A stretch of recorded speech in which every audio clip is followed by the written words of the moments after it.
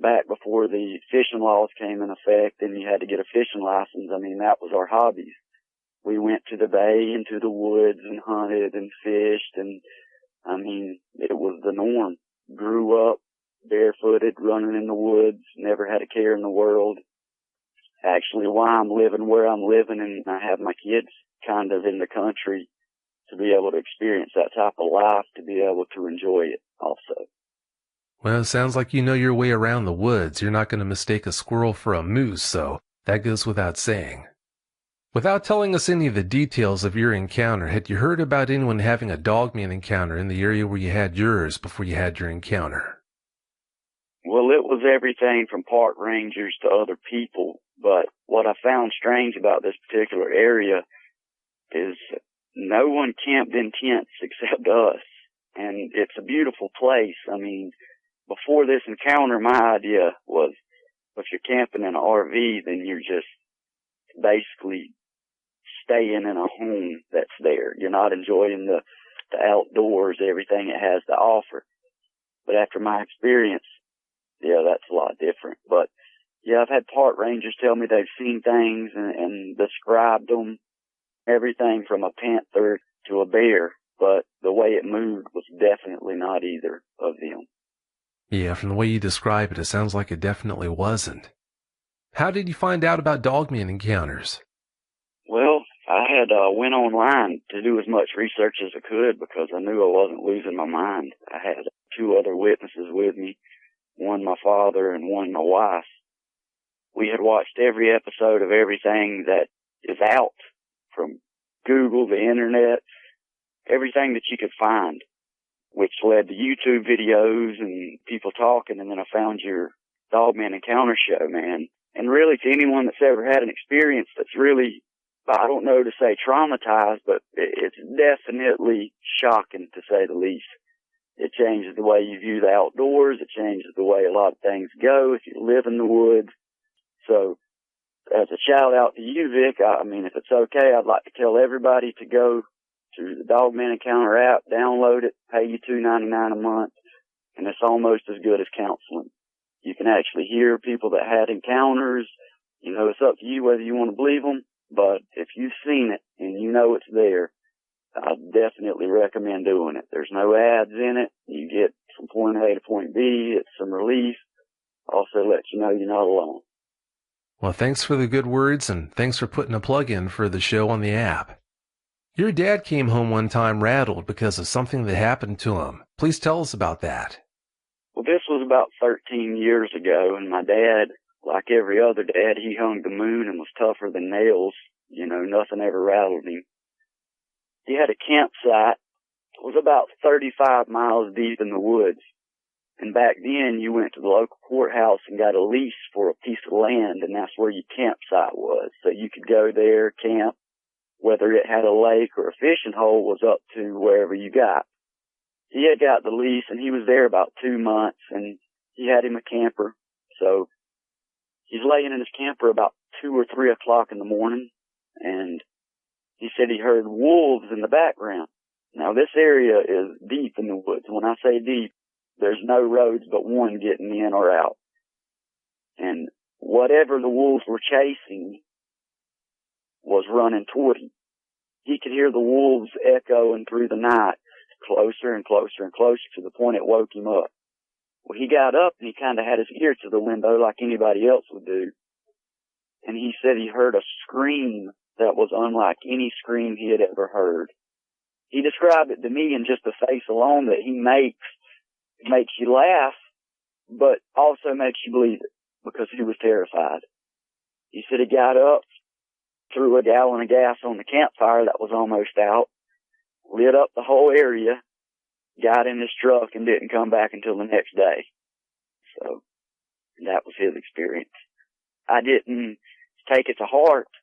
You know, I grew up in outdoors also, and I didn't know if it was just a boogeyman tale or something.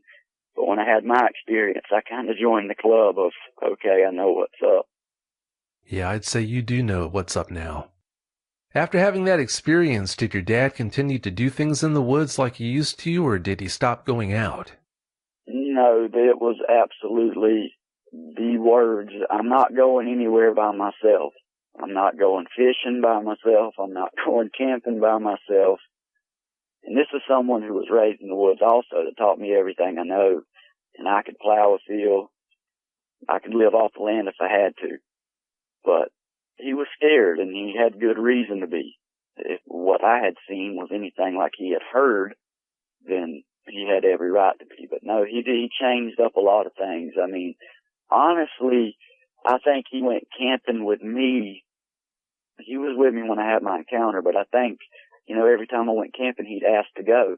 And he would sleep in his own tent, but I think he went as just backup, to be honest with you, because he knew inside his heart something's out there and he didn't want his grandkids exposed to it.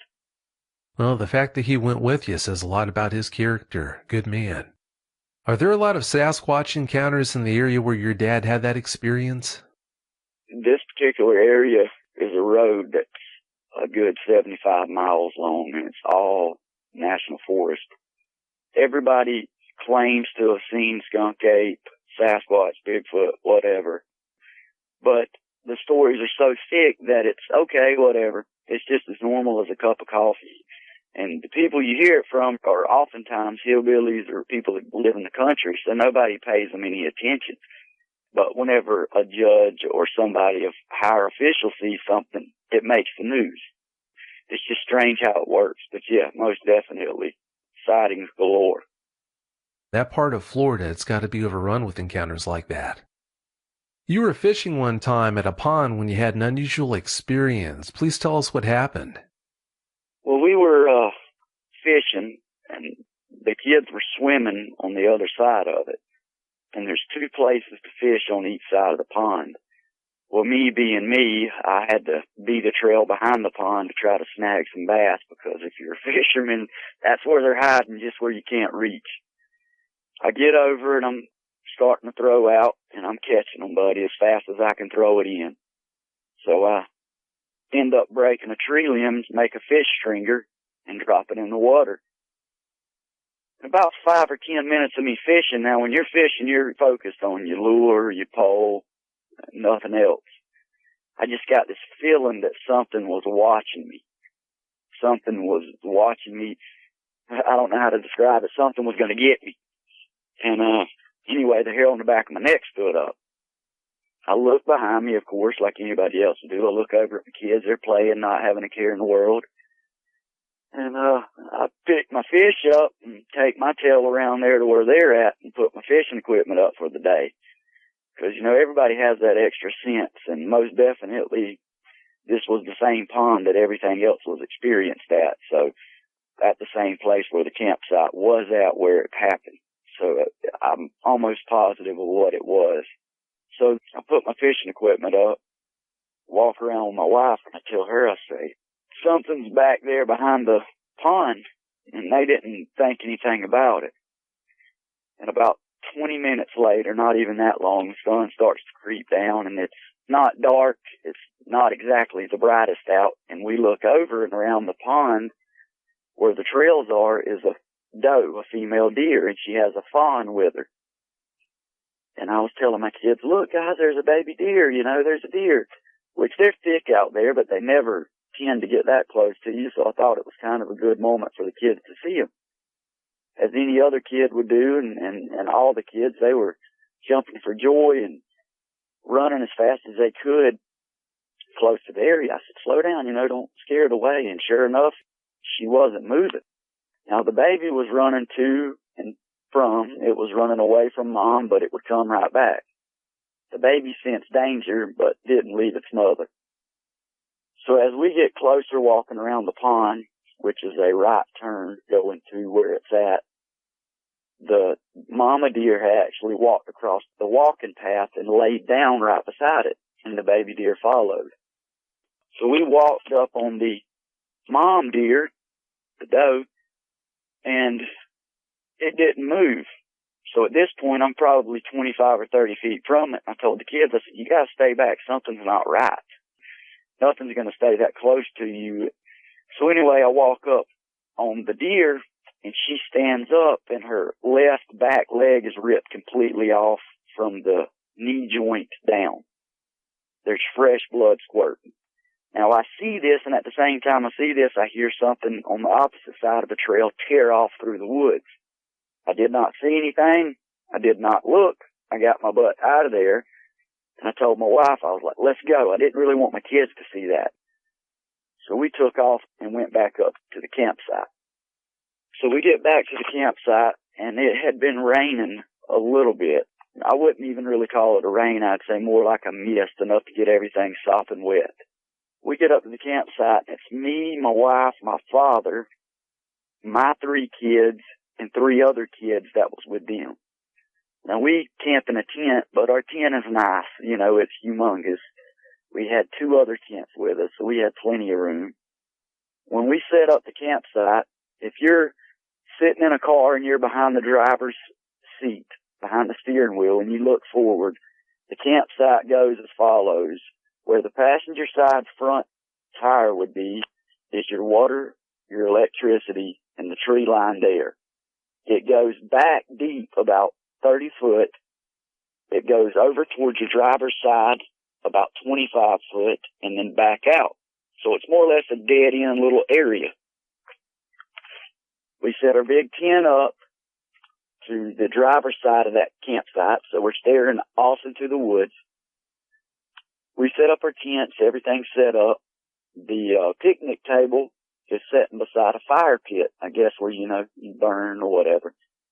And what we have what we call like a picnic tent or a table tent. It's a little screen area we set over a picnic table to keep the bugs off the dinner and the kids eating. Well, when I set it up over the picnic table, I looked down and the fire pit was like 2 foot from it. So I told my wife, I said, look, I'm going to move the fire pit or we're going to burn our tent down. Kind of laughed, and I picked it up.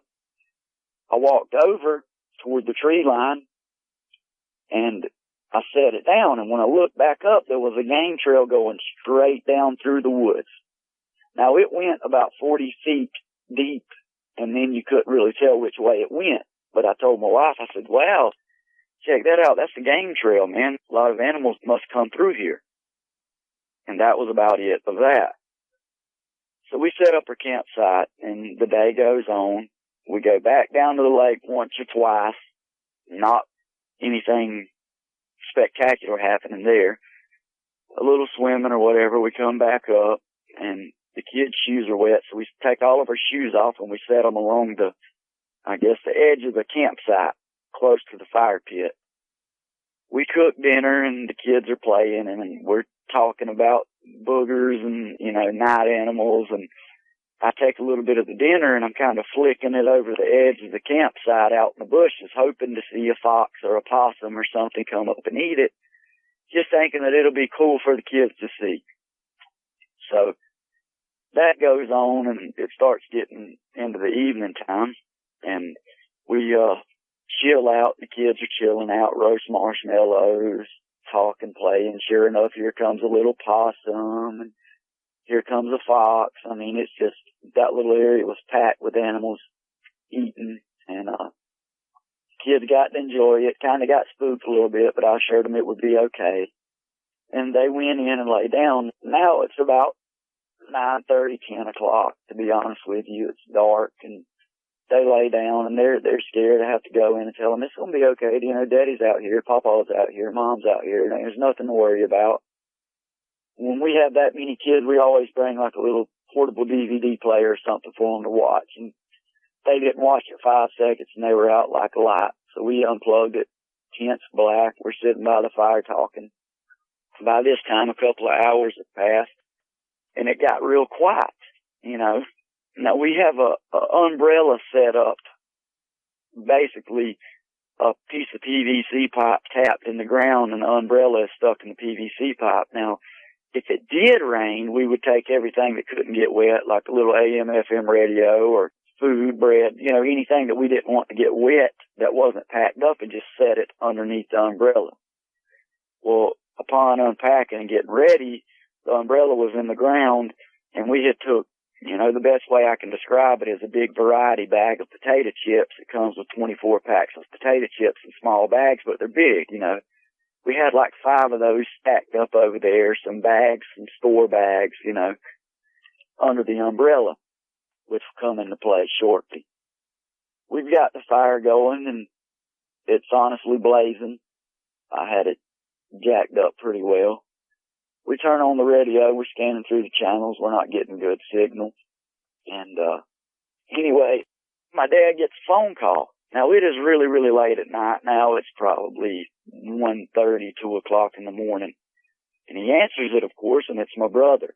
He was laughing. He's like, "Hey, you guys having a good time?" My dad's like, "Yeah, you scared me. Is everything okay?" He's like, yeah. I was just calling to check on you guys, you know.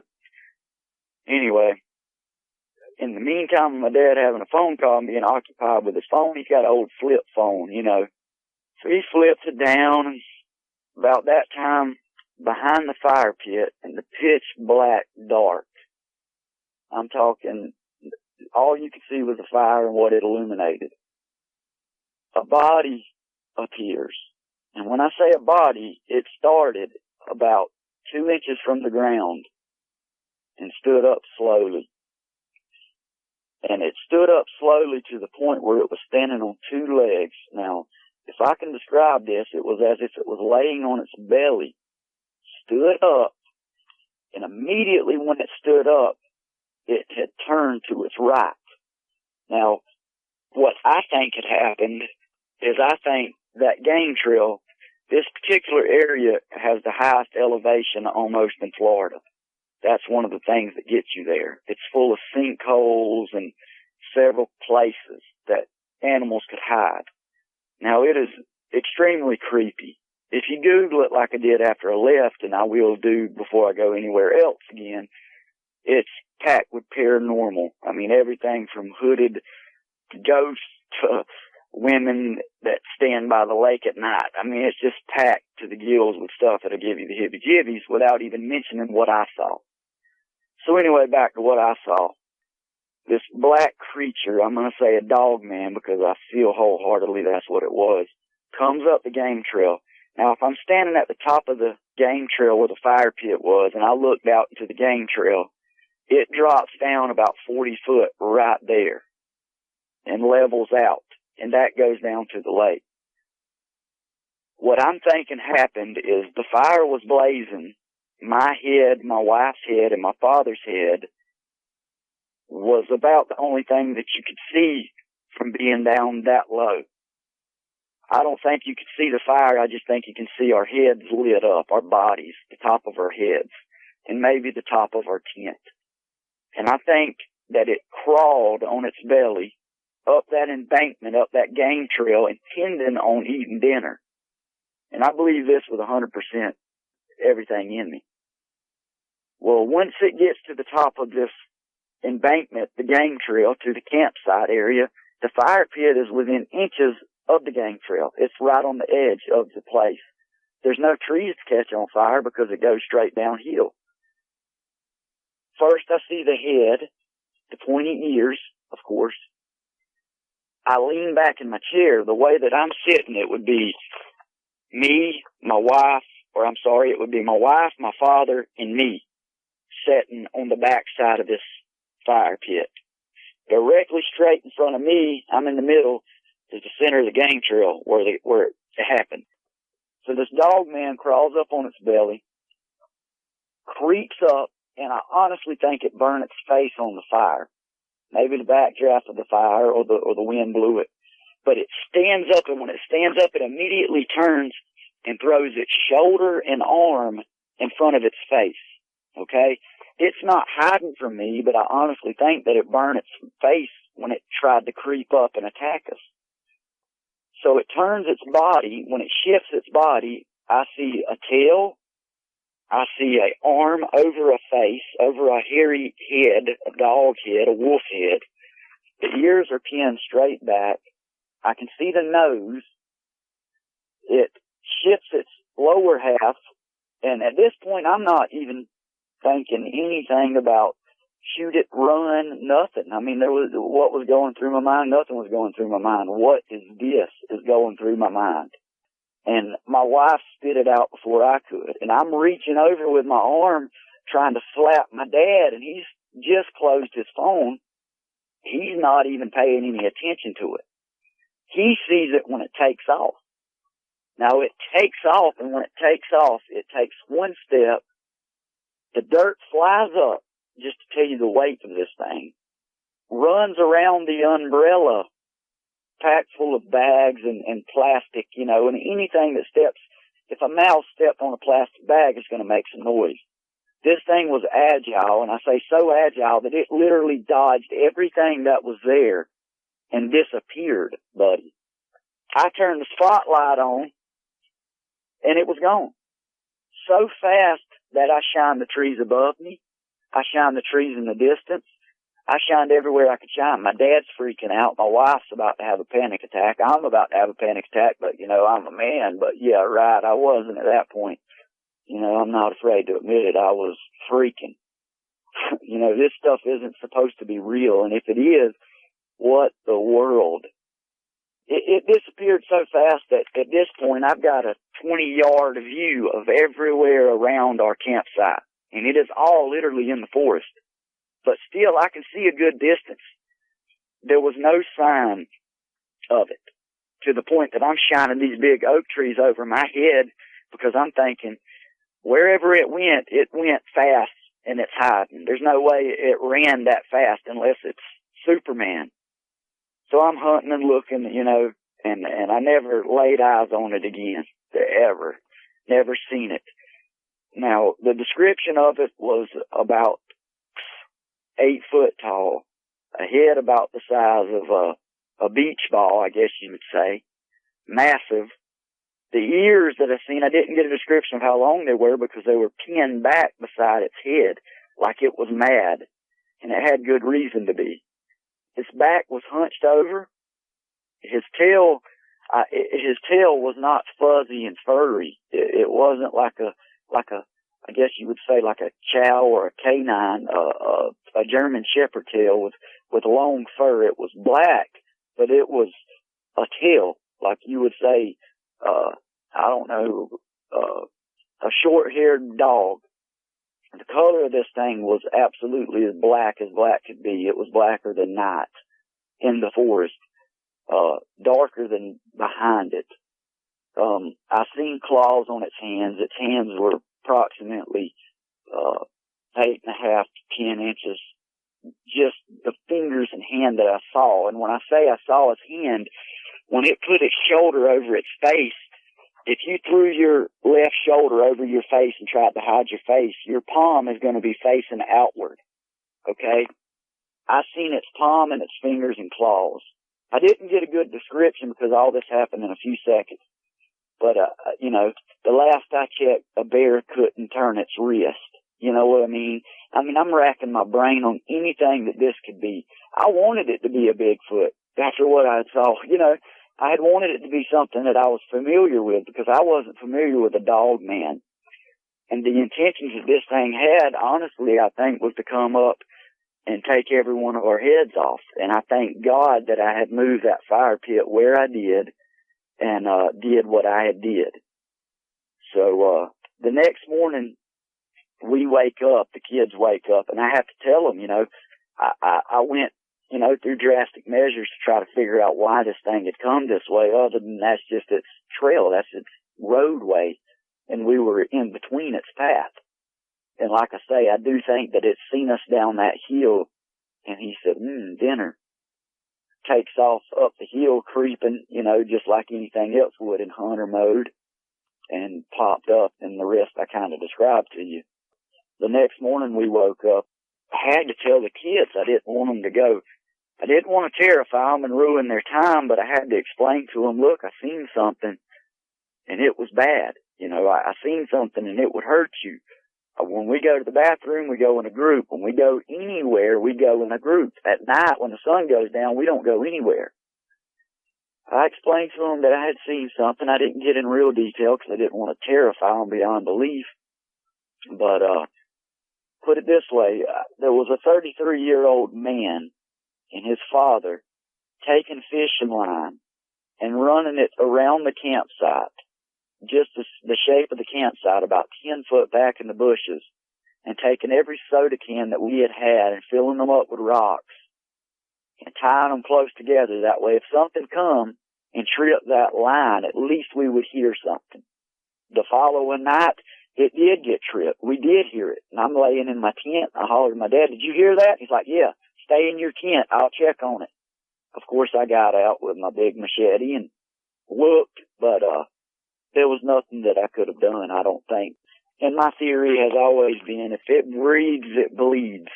If it moves, and I still think that it can be taken down just as well as anything else, but that was the last thing on my mind, Vic. When I had seen it, the last thing on my wife's mind, it was terrifying. It was a terrifying experience. That's why I had mentioned, anyone that has seen something like this, it's hard to tell their story. For one, my hands are sweaty right now as I'm speaking to you about it. It's a scary topic. Even if we were just telling ghost stories, the people I've told about it, I've told so many people, Vic, that when I go to tell them a story, if we're talking, they say, "Oh, I know about the thing that walked up on you. I don't know what I would have done," because I don't lie. I'm going to tell it like it is, whether you like it or not. But until you vividly see what I've seen, there's no way that I can describe it in words instead of saying on legs, basically. It sure sounds like it to me. I'm not judging you, but after having such a nightmarish experience, why didn't you leave, especially since you had your kids with you? Well, the thing was, I went up to the park rangers thinking that I was going to get some sort of relief. But instead, the first word out of the park ranger's mouth, and I had not said a word. I was debating on even saying anything to him, but I'm trying to build up the courage or start a topic. This guy leans in the window and says, "Hey, man, do you believe in Black Panthers?" I said, "Yeah." Thought it was a weird thing to say. He said, "Man, I was driving around the perimeter, man, and I think I seen a Black Panther leaning up against a tree." And I was thinking, leaning up against a tree, panthers don't stand up. But I didn't say anything. I was like, "Wow, that's crazy," And I went on about my business, and I told my dad, me and my dad looked at each other like we both just seen a ghost. And anyway, we had went back. But we had reserved these campsites, and it wasn't just us staying there. We were here. We had other family there and campers. And it was more or less a once-in-a-year thing. And I had felt like, after discussing it with my family, we were leaving. There was no doubt about it. But after discussing it with my family, we were in his way. That was his domain. So anyway, as the story goes on, we had heard in the woods prior to this happening, and I'm sorry that I left it out, but we had heard something walking in the woods. And when I say walking in the woods, it didn't care that it was heard. It was breaking trees out of its way. It was beating a path, as we would say. And the sound that it made was unlike any sound that I had ever heard before. And I've heard everything from bear to deer yelling. I mean, if you can believe it, to rabbit scream. I've heard it all. This thing was making a noise, Vic, and the closest that I can come to it was, and it was screaming it. It wasn't just making a noise. It was like a noise. I don't know that it was a growl. At that point, I didn't think it was a growl, but it made this noise about 20 yards to my right, then right in front of me, and then about 20 yards to my left, and then it starts walking down, and you can hear this noise getting away from you, almost like saying, "Hey, buddy, I'm out here. This is where I'm at. Come and get me, or get out of my way and leave me alone." We were in his domain. Anyway, needless to say, the following day, we changed campsites to a walk-up site, which is completely on the other side of the park from that area. But everything was calm from there. We didn't hear anything but cars passing every 5 minutes. It's a totally different experience over there because you're not out in the wilderness, but nobody cared. Everybody was kind of glad. Well, I can understand that. When that encounter happened, you said other people had been camping there. Were there any other families or campers close enough where they could have seen it too? Oh, I'm sure.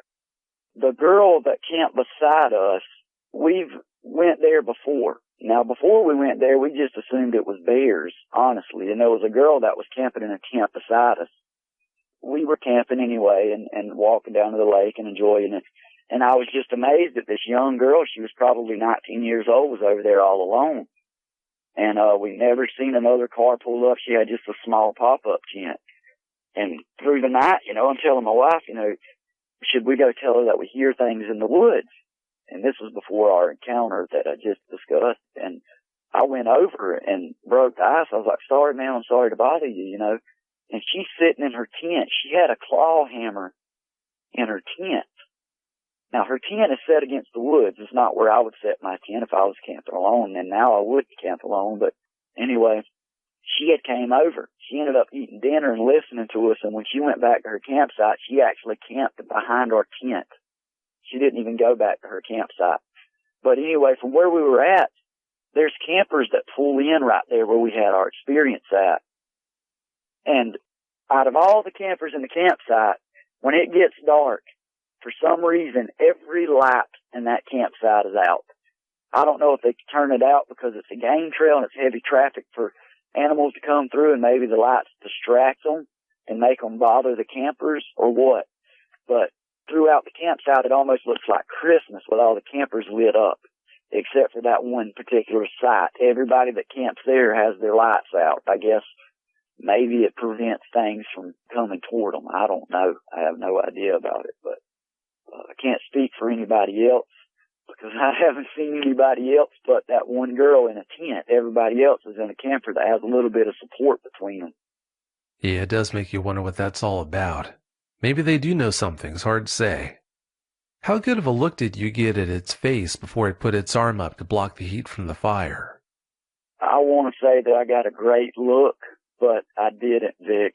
I was more or less, as soon as I seen a shape, and my eyes comprehended that it was a shape of a thing, I looked over at my wife, and in the split second that I looked over at my wife, it had already stood up.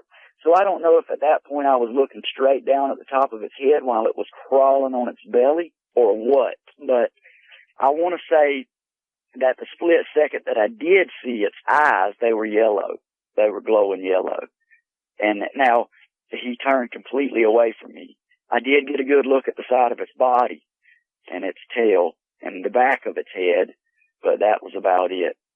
Hands and arms, but I didn't get a good description of the face. I wish I would have, but I'm also glad I didn't.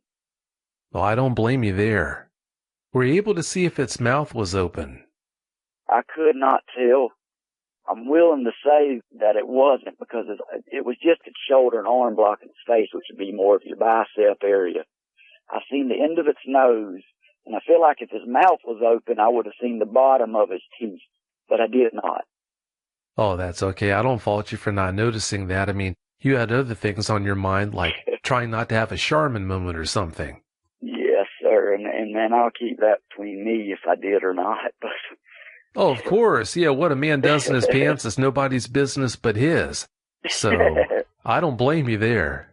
Yeah, it was terrifying, man. I'm not too big of a man to say that I was terrified. And, you know, I've always had this thing about me to where I like to help people out. I always like to be the hero, you know, as well as everybody else. But at this moment, I felt like the opposite of a hero. I felt just as helpless as anybody else could be. Yeah, well, there wasn't much you could do in that situation but just sit there and watch. Thank goodness it didn't get any worse than it was. Thank goodness the dog man just left you. Yeah, I'm glad we had the fire build. I'm glad I moved it there. I'm glad all the little small things took in place to where I had it where it was, because I honestly think that if it did not get put there, we would have been just the casualties of a wild animal attack. They maybe would have chalked it up to a bear or a panther or something. But really what cemented it for me was whenever the park ranger had said what he had said, and he was terrified when he said it. And I did not say a word, man. And I mean, if you can feel out, you know, it's kind of weird hearing it, but if you can think about how I felt when he said that, I was like, wow, now I know something's out here. You know, I've seen it, but now I know someone else has seen it. It'll never happen, but it would be nice to know how much that park ranger knows about that area and all the strange things that have gone on there. He's since quit, Vic. He doesn't work there anymore. I asked for him the last time we had went. We went there for a birthday party because they have several different areas of this park, and one of them is a playground pavilion area. and it cost admission to get in, and then, you camping separate. And I asked to speak with him just to have a conversation, to catch up and honestly to see if he had heard anything or seen anything else. And they said he didn't work here anymore, which struck me odd, but I can't say I blame him. Well, I don't blame him either. How did your kids respond when you sat them down and told them about what had happened? Well, it kind of reversed everything I had ever told them. I mean, I don't know how to describe it. Daddy was a liar, I'm telling them, you don't have to worry about Bigfoot. I said, has Bigfoot ever been seen? Have you ever seen Bigfoot? Just the typical monster under the bed, don't worry about it. It's never been seen. And then me physically seeing it and then having to tell them, okay, look, you remember when Daddy said that you didn't have to worry? I didn't tell them to completely let their guard down because we're in the wilderness. A lot of things can happen. I've seen some crazy stuff. But to tell them that, see the fear in their face, it broke my heart, to be honest with you. It really did. And honestly, the hardest part was telling my kids. After I told my kids, I could have told the president, but telling my kids what I had saw and that I felt like I had no control over it, that I was worried, that was hard. They took it good. I mean, they took it as well as they could anything. But there's not a time that camping's mentioned that they mentioned, we're not going there, are we? And I say no. Have you done anything special to help those kids deal with that experience? Yeah, we've watched documentaries. I've talked to them about it. I've talked to them about cases and stuff that may or may not be true. I tell them to keep an open mind because, if they see something, they want people to believe them. So when somebody tells you something, take it to heart. Don't just take it with a grain of salt and act like it never happened. My kids are very smart, man. They're very considerate. They have big hearts. So my kids are going to be great when it comes to being older and taking their kids out in the wilderness also. I don't want to stop anybody from going out in the woods, and I don't want my story to be, this may sound weird, but I would rather somebody say, oh, he's a liar and not believe a word I said than say, I'm going to stay away from the woods now because of this. Because, man, it could have happened to anybody. I'm still breathing. I'm glad that we have a place like this to come talk about our encounters to where people want to listen, and when I listen to your episodes, man, I'm glued to it. I mean, I'm waiting for every word and every pause and for you to have to pause it because they have to gather their thoughts because it is terrifying. But wilderness is beautiful. I want everybody to enjoy it, but I want everybody to also know that there's, just like anything, there's a risk involved. Where are you at now in your attempt to recover from that experience? Are you in a good place, or do you still struggle with it quite a bit? Well, it took a while. Even when we moved campsites, we never went back down to the lake. The place is absolutely beautiful, man. I mean, it is gorgeous. It has a huge lake, and they welcome you to go down there when the sun goes down to look at the stars. We went once, and this is before the encounter. It was terrifying. I mean, there's bats swooping around your face, and nobody goes down there. Not a soul goes down there at night to enjoy the stars. The only traffic is there in the daytime. I can't tell you what people see, but that's for them to tell. But I've adjusted well. I mean, I've now got a camper that we go camping in that has a locked door, thick windows. You have to respect it. If you're working in a zoo and you go feed lions, you're not going to walk in a lion's den with a plate of steaks and say, here, come eat. You're going to ease it through the bars and let them have a bite, probably with some kind of tool that hands it to them. So when you're in the wilderness, you're not going to just go out there like a T-bone steak ready to be eaten. You just need to prepare is all. Keep your food locked up, keep yourself locked up if you can, keep yourself away from danger and enjoy it. Well, I'm glad to hear that it sounds like you've recovered really well from that. Of course, you're not totally back to normal yet, but it'll take time before you get to that point. Most definitely. What are your wife's thoughts on what happened that night? She was so distraught about it. When I talk about it, she don't say anything but, yep. When I tell people about it, she knows it happened and she knows it was terrifying. And I can't get in her head to say how she feels, but she'll throw in details that maybe I forgot about it. Just different small things like for instance, we did bring 2 small dogs with us, 2 small chihuahuas. They're my kids' dogs. They're small. They're teacup chihuahuas.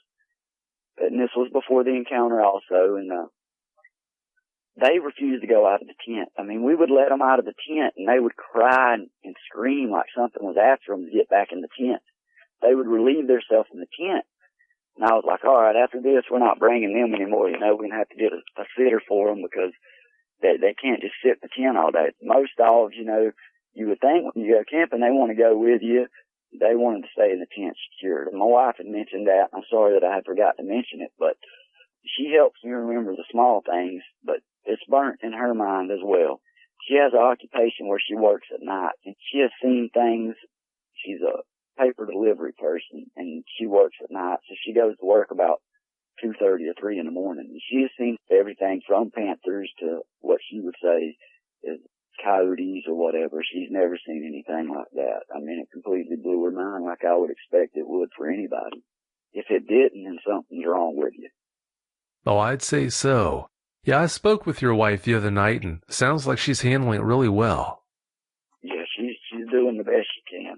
Above all, we have to be parents, and we have to be strong. And it might be silly to some people to say, get over it, but until you see it and until you experience it, just hold that thought. Because when you do, it'll come to you. You'll feel what everybody that's been on this show has felt. Yeah, getting over it, that's a lot easier said than done. For someone who's never experienced anything like this, yeah, they've got no way to know what it's like.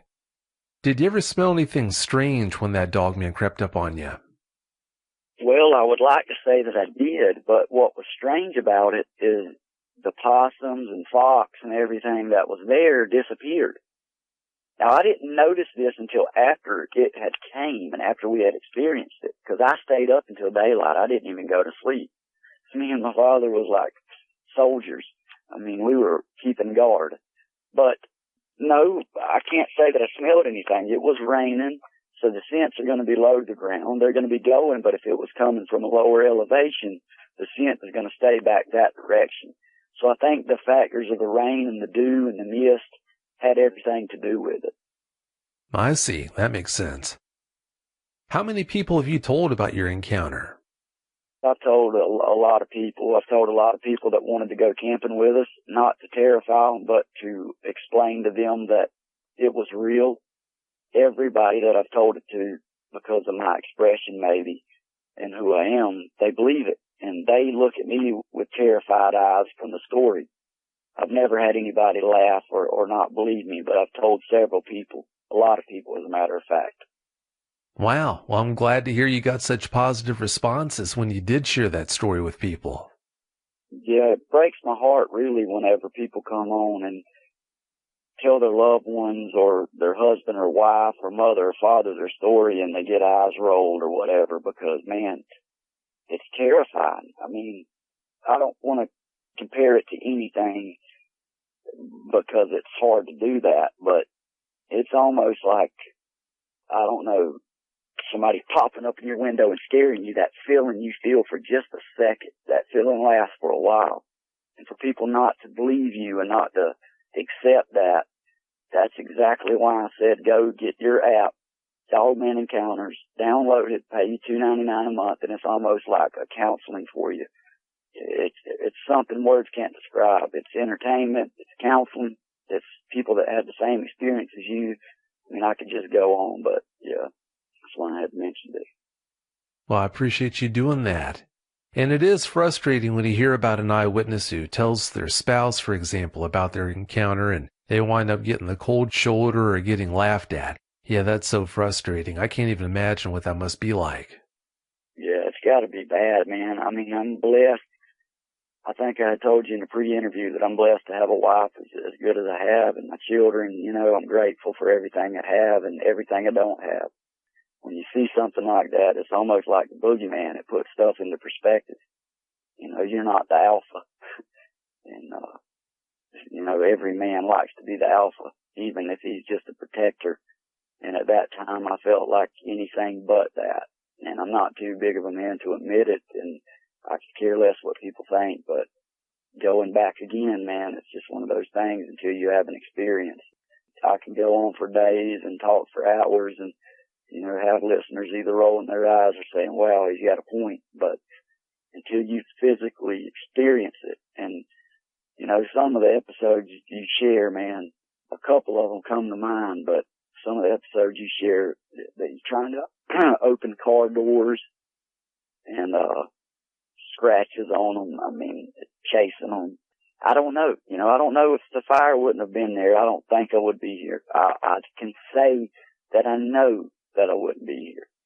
There's nothing that I can say to Google and say, hey, would I survive this? But from what I've seen, there's no amount of weaponry that you're going to grab in that fast. And this thing snuck up, crept up, climbed up on its belly, and stood up to attack and eat. It didn't do it just to walk a trail. Now, maybe it was headed down the trail and seen us, but I don't know. It's just a terrifying experience, man. It's beyond words, I guess you could say. Yeah, something like that is hard to describe. And I don't know, Casey, if that dog man really did have killing you on its mind, I think that's what would have happened that night, whether you saw it or not. If it really wanted you, I think it would have circled around eventually at some point since you stayed there and taken you out. It didn't do that, so in my opinion, it showed you what it had on its mind. Yeah, it could have very well, Vic. It could have been walking its path, but I went down that hill the next day and looked up, and I had my wife and dad sit in the chairs, and all I could see was their heads. And the way that it crawled up the hill, I tried to sneak up the hill without them seeing me in the daylight. I couldn't do it without being heard, for one, from the limbs and stuff. And for two, when I did do it, basically I was laying on my belly. And when I popped up and turned the same direction that it turned and ran the same direction it ran, it's almost like it disappeared. You know, there's several places it could have went. That place is slap full of sinkholes that'll send chills down your spine. I mean, it's a very creepy place. But after that had happened, this campsite was lit up like the 4th of July. I had every single light that you can have on, from the tents to the headlights of the vehicles to the cars crunk up. I didn't care who heard me. I literally went and got the keys to the cars and was ready to push the alarm on the button if something was happening. I mean, if it wanted to come get me, it would have had to come to an area that was lit up beyond any other campsite there. I would be willing to say it was lit up brighter than daylight after that. Well, I don't blame you for lighting things up like that, but I don't think you can ignore the fact that for you to stay there after seeing something like that, it takes a lot of sand. It takes a lot of guts to do that. Yeah, I didn't think of it that way. I thought that if I left, I ruined my kids an experience of a lifetime. You know, we go camping, we get to do it. It may be normal to some people, but my children don't get to experience it much. And with school and everyday life, man, life's just too short. Life's too busy. I think everybody can relate to that. So with that being said, I wanted everybody to enjoy the trip. And if that meant me being Rambo for a day, then that's what it took. And, you know, I'm not saying that I'm the reason why it didn't come in, because I don't think that. But I'm glad I did stay, and I'm glad my kids got to enjoy it instead of coming home and saying we left because we were terrified. Because at that point, you wouldn't go back. I don't think we would ever want to go back anywhere. Well, I am glad at least it turned out in a positive way and you didn't let it ruin your fun. This isn't a comfortable thought, but when you think back on that experience that you had that night, do you think another dogman might have been around? I do. I don't think there's one of them. I mean, it takes two to tango, you know what I mean? And it's just unreal the way I had felt at the lake, the deer that I had seen. I didn't say anything about the deer to the park rangers because it's nature. Stuff like that's going to happen. If you're in an area that is a state park or a government area, the animals are protected and they know this. They're going to flock there, man. It's just going to be a hotbed. And the more deer and food, the more predators. And I honestly think that there's more than just one there. I believe there's several there. And I believe that if you're looking for them, it wouldn't be hard to find them. I'm not saying that I recommend anybody go look for them, but I was not looking for them. I was not ready to experience what I experienced, and it happened without looking. So, yeah, I think there's more than one there. If I had to say, I'd say there was a group of them there. And maybe the one I seen wasn't the biggest or the smallest, but it was big enough for me to freak out over. Oh, I'd say it was. And as far as looking for them goes, in a lot of cases, these things will come looking for you. Yeah. I threw the bits of hot dogs out and stuff, man, and we had flocks of, I mean, it's hard to describe, but I mean, I even took pictures of, at one point, like 5 possums. And then after the possums would leave, the foxes would come, and rabbits would actually hop by on the other side. I mean, it was amazing, the wildlife that was coming to pick up the little scraps. And all of that disappeared. And I was going down there every 15 minutes or so, just shining the light over there. And there was no animals. I was like, wow, they must be bedding down. You know, it might be going to rain. But I think that it was because the dog man was coming and they knew it. You know, just like when I was fishing and the hair on the back of my neck stood up, I think that I knew it. You know, there's some things that you can't describe, and that's a couple of them. You said you still go camping, but do you still do other things in the woods, like hunting or fishing? Man, it's kind of sad, but we live somewhat in the country. We live in the country, but close enough to the city limits that we are still able to go to the stores or whatever relatively fast. But we have golf carts and four-wheelers, man, and we went from riding in the woods to me making a trail in the yard. I have about 1,000 acres behind me of forest, and I'm not too sure about the kids being close to the back of the property, so they stayed more or less to the front of the property. We have animals that are on the back of the property, but no, we don't go to the woods or do it as leisurely as we used to. We used to follow trails on the four-wheeler to see where they went. We used to go to little nooks and crannies back in the woods that nobody knew for good little fishing holes, and I consider it living the good life, you know. Get on a four-wheeler with a full tank of gas and go somewhere that only you and whoever's with you are at and possibly even know about, enjoy it, to staying on the main roads and not doing it after dark. Yeah, it's going to be hard to have the same amount of fun as you used to. Yeah, even when it comes to camping now we go on the website, reserve our campsite. Before we even do that, we ride up and literally drive the site with our vehicle. Get out, touch it, look at it, smell it, and make sure that it used to be the word kid-friendly, but now we say family-friendly, just to make sure that we have a great area before we even go, before we even reserve it. So we go on the website to reserve it, but we could easily pay when we're there because we go way before time and take a look at the area. Yeah, I'm not surprised you do reconnaissance like that now that you know they're out there. After you had your encounter, how much research did you put into dogmen? I'll tell you, I've went on probably every website that Google has to offer. I mean, I've Googled every documentary, and I've sat through some that was hours long, and in the last minute it was nothing, no evidence, and it kind of made me mad, you know, but it led me to you. And honestly, I say that, it might sound funny, but I've read or watched everything from Cannibals in the Jungle documentary to Bigfoot to Dogman to Sasquatch, and when you click on it, the thumbnail may look amazing, but the material isn't. And when I found you, I believe I found you on another website or maybe another show, and you were talking about the different types of dogman, and I was like, boom, there it is. That's what I seen. You know, you described the fingernails, the hands, the black coat, and you took the words out of my mouth, and nobody has done that. Nobody has, you know, described it to a T before. And that's why in the pre-interview I wanted to describe it to you before you even had a chance to describe it to me. That way you knew what it was about and could relate to what I had seen. But yeah, man, hours, days even, late into the night.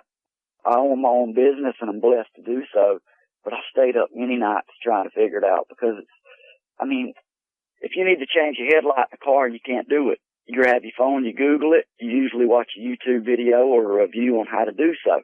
Something simple as that. So if you see something and you want to know about it, you're going to Google and research and watch videos and try to find it. And it was nearly impossible, man. that's why I'm grateful to have you and your listeners, man, because they make your show, you know, and I'm glad to be able to come on here. I was hesitant about doing so. I didn't really want to come on. I didn't really want to share my encounter. I'm nervous now. I'm sweating, a little clammy, but it doesn't matter. If I can relay my message and my view to anybody, to one person, that's good enough for me. And I'm grateful for you to let me do that. I'm glad you found out about Dogman Encounters. I'm glad you found the website. And speaking of the website, dogmanencounters.com, I just rolled out a new version of the website. If you go to dogmanencounters.com, you'll notice the new website there. It's got a lot more content. It's just a much better layout. I think you'll like it. What was funny, Vic, is I went on and downloaded your Dogman Encounters app to my Android phone before I even went to your website, because I knew of your show. I knew of you knowing about Dogmen. So I downloaded the app. And on the app, I'm able to click on shows, listen to them commercial free. I'm able to pick and choose the shows. I love the greatest episodes, you know, the 3 or 4 shows together. It's awesome because it's just entertainment and enlightenment throughout 3 hours. I love every show, don't get me wrong. But I downloaded the app before I even become a member. So I'm trying to play them, and it was locked. So I went back over and found your Dogman Encounters page, clicked on it, put my credit card information on there for $2.99. I mean, if you can find anything for $2.99 that is similar to counseling or entertainment as much as this is, I'd be glad to hear it. But anyway, I went on, found it, found the website, downloaded it, went back to the app, and the shows were ready, man. It's got it to where you can actually see all the episodes that you've played, see how far that you've played into them. It saves it. It doesn't ever erase it. I mean, it's an awesome app, man, and I recommend it to everybody to get. Well, thanks for the good words again on the app, and I'm so glad the website's helped you. I'm so glad I've been able to help you. Yeah, it's hard, man. It's kind of like walking down a one-way street and everybody's going backwards. You got something to say, but nobody wants to listen, and if they do want to listen, they know everything. They know what you saw. You know, they know what you experienced. And it's just the opposite with you. I mean, I kind of explained my story, and I think I did it in reverse, and I apologize for that. I apologize to the listeners if my story's a little bit backwards, but, you know, when you have I'd like to say, a traumatizing experience to where something sticks in your memory so vividly, that's the part that you want to tell. So the little nuances and details that come in before and after that are kind of an afterthought. And I apologize if I left anything out and said a few things after the fact, but I hope that I was able to come off as showing my experience and painting a pretty vivid picture of everything. Oh, no, you did a great job. Yeah, you changed the order a little bit in how you delivered the details and the facts of what happened with your experience, but the details you shared with me in the pre-interview are the details you shared tonight on the show, so they might have been delivered in a different order, but they haven't changed. Do you know anyone else who camps in that area now? No, I can't say I do. I know a few folks that will never go there. I say I know them, but I've shared my stories, and they've heard stuff, not even seen it, and will never go there. I know a lot of people, some old-timers, have told me stories about the place, just not going into any detail. I don't want to say, really tell me everything. You know, I just nod my head in agreement and go on about my business. But no, I can't say I know anybody that's going to camp there. I know people that will never camp there again, including me. Yeah, after an experience like that, how could you? Have you had problems with nightmares because of that experience? Yeah, probably the first week was the worst. And I wouldn't say nightmares. I would go to sleep fine, just wake up. I guess it would be considered a nightmare. I mean, I wake up fairly early, and it seemed like every night right before waking up, I would see it every night. And I'd wake up kind of gripping my sheets and gritting my teeth. And after about a week, it started to subside. And I think it's the mental part, and especially me trying to block it out, probably don't help any. So getting it out of my system is going to be the best thing for me, I honestly believe. Yeah, you're not going to get any better by suppressing it. Unless you deal with it head on, you're not going to get better. So I'm glad you are coming out and talking about this and dealing with it. Speaking of which, just a bit ago, you said you didn't want to come on the show at one time. Why'd you decide to come on the show and talk about this in a public venue? Well, I I was listening to a few episodes, and some of the episodes were more gripping than others, and I could tell one particular episode you had to pause and let the person gather their thoughts because they were honestly terrified. And at that point, I knew that they had seen what I had seen. It may have been a different color, but the same thing. And it took all I can do to come on the show because I had told you in the pre-interview, I'm more about building things up and making things better. And me talking about this, it's almost like I'm talking bad about this area, and I'm not. I don't want anybody to not go in the wilderness because of it. It was hard for me to come out and express it on a public platform. I'm assuming a lot of people is going to listen to it. I'm a nervous guy. I'm a shy guy. But I kept telling myself that people need to hear it. Whether they believe it or not, that's up to them, but they just need to hear it and know what's out there, know what to expect to encounter, maybe how to handle it. I don't know. You know, if the trick is putting a fire in front of a game trail, by all means take off. You know, it's just, if you can get anything out of my story, I'm grateful for that. And getting it out of my system from suppressing it. I mean, I may have told people, but to be able to tell a platform is a lot different. Oh, there's no doubt about that. I've got no doubts you're going to be a lot better off now that you did decide to come on the show and talk about it. Yeah, I feel like already a weight's been lifted off of me. Like I say, I'm a little bit sweaty, just kind of reliving it, man. And it's not a bad thing, I guess, but yeah, it's a little nerve-wracking, but like I say, I'd be lying if I said it wasn't. Oh, it's not easy talking about an experience like the one you had, but it is beneficial to do that. So like I said, I'm so glad that you're doing this. Having said that, Casey, do you have any closing comments you'd like to share? I would just like everybody to be on their toes, you know, even if you go to an area in the middle of nowhere picnicking, just know that there's things out there. I mean, it wasn't long ago, honestly, you may laugh, that the panda was a mythical creature. And a panda doesn't move anywhere. They actually found one. This was 50 years ago that they found the panda. So there's things out there that do move and are harder to find. And just because you don't know about them doesn't mean they don't exist. And if you don't believe what I say, that's fine too.